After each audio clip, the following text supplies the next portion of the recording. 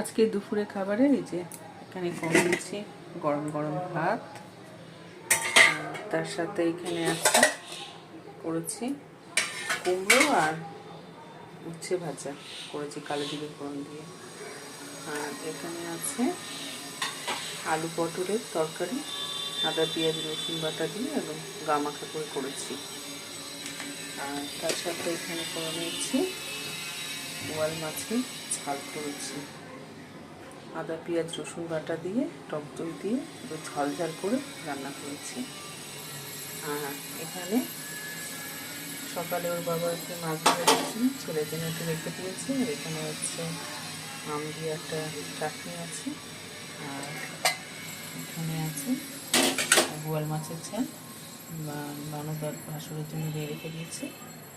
তবে চলো, এই হলো দুপুরের খাবার। ভিডিও ভালো লাগবে।